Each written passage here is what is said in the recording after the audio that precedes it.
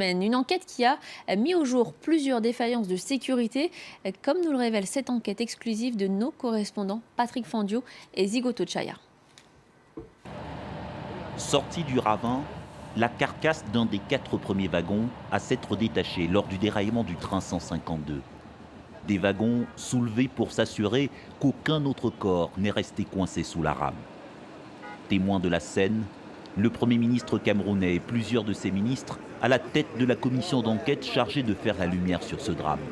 C'est des wagons qui étaient dans le ravin et qui donc se sont détachés. Sur le site, Benoît Essiga, ex-conducteur de train, devenu un expert ferroviaire sollicité par les enquêteurs. C'était effroyable, quoi. Vous voyez, tous ces dégâts montrent n'est-ce pas, la violence de cette chute-là. Vous voyez les chaises qui sont arrachées, les tôles qui sont totalement déchirées. Et donc, c'était violent. Un choc violent pour un train surchargé. D'après un document interne que nous nous sommes procuré, la rame était composée de 17 wagons pesant 675 tonnes. Or, selon les propres instructions de l'opérateur ferroviaire Camrail, la charge d'un train voyageur ne pouvait excéder 650 tonnes. Le conducteur a donc dû obtenir cet ordre spécial de sa hiérarchie pour quitter la gare en surcharge. Alors ça c'est 332, alors il était là.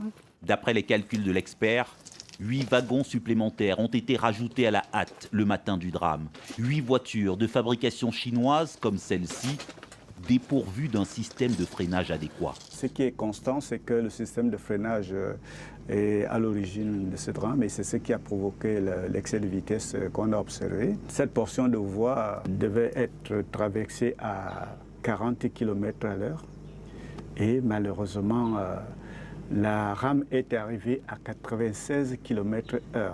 Sur une de ces portions, cette voie ferrée présente une particularité géomorphologique qui en fait l'une des plus dangereuses au monde, avec une pente raide sur plus de 38 km. Une descente abrupte, presque à pic, empruntée par ce train avec à bord plus de 1500 passagers et un système de freinage défectueux.